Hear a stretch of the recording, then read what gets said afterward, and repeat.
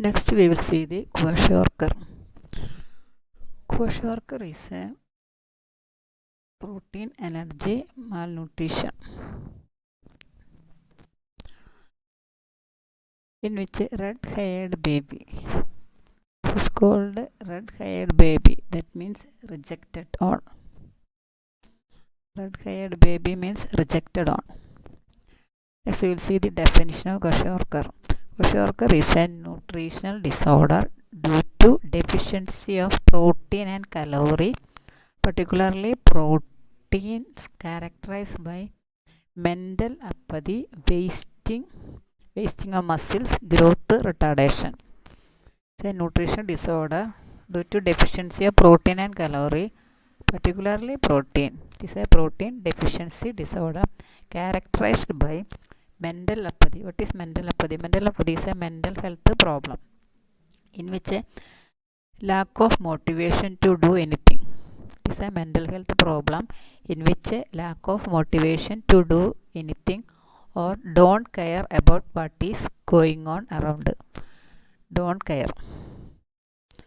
They will not bother about the things or situation what is going on around them. That is the mental apathy. Then wasting of muscles. Wasting means losing of muscles, growth retardation. Next we will see the etiology. First one is lack of knowledge about diet. In many parents, they don't know which food are nutritive food, which food contain protein, which food contain carbohydrate, then what is balanced diet. So the children never get the protein or calorie. Then poverty. Due to poverty, they cannot afford the nutritive food or protein content food. So this will cause the kwashiorkor. Then natural calamities like drought, earthquake, etc. If natural calamities, if any calamities, drought means it is a dry weather persists, water supply is less than normal, or in ponds, river, sea, the water level is very low. So dry weather persists, water supply is lesser than normal. It is the condition of drought. And earthquake. Earthquake means sudden slip resulting ground shaking. In this condition, there is a all the system will affect, so they will not, all the children will not get proper food in this condition, proper food or proper care, so it will cause the kwashiorkor. Repeated infection like diarrhea. If some children occurring repeated infection like diarrhea which cause kwashiorkor, this will affect more in low birth weight babies. Then broken family, they will not care their children. Then incidents are more common in children whose parents are unemployed. Then unemployed parents, they will not get any money to buy all these things, so children are starved. So it will cause the kwashiorkor. More in large families. Large families means there are more children, so they cannot afford to look after all these children. So there is a deficiency of protein and calories. Then taboos around the feeding the children, about the lack of weaning foods, religious customs. Taboos are the religious customs, social customs. some foods are not eating, not good. This food is not good, that food is not good. They are taboos. Then religious customs. Religious customs also prohibiting or restricting particular practice. The cow is in some country they worship the cow. Never eat cows and cow products, milk or milk products. That is their customs. They worship cows. These all things lead to kwashiorkor. Then pathophysiology of kwashiorkor.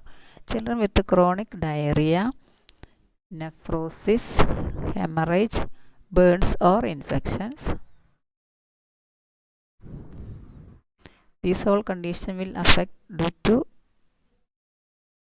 secondary protein energy malnutrition. Children with chronic diarrhea or nephrosis, hemorrhage, burns or infections which lead to impaired absorption or loss of protein. These conditions impaired absorption or loss of protein. As a result, inadequate amount of essential amino acid. Impaired absorption or loss of protein which result in inadequate amounts of essential amino acids which result protein undernutrition. Inadequate amount of essential amino acids which lead to protein deficiency, which lead to burning of body's own tissues and destroy plasma protein.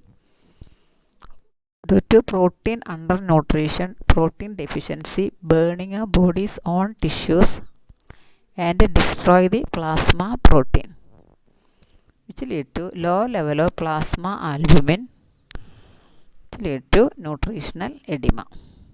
This is the pathophysiology of kwashiorkor.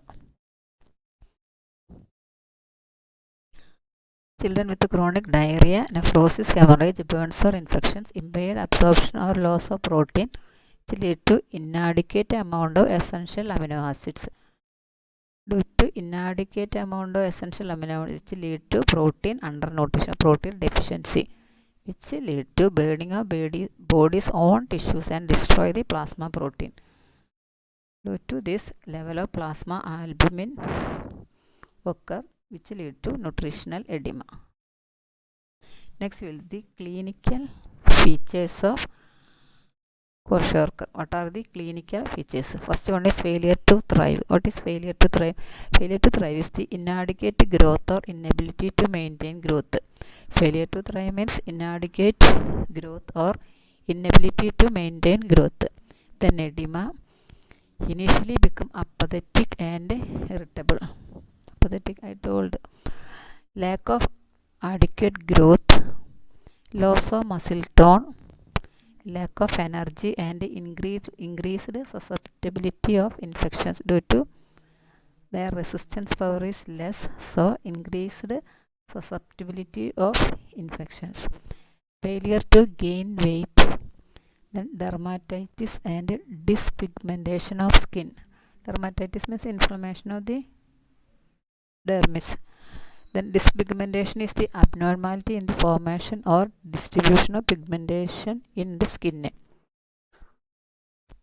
Dyspigmentation is the abnormality in the formation or distribution of pigmentation in the skin. That is, the skin color changes. Hair become thin and inelastic and may also become yellowish, red or grey. Their hair become thin, inelastic, lose the elasticity and may also become yellowish or red or grey in color. Then anorexia, nausea, vomiting.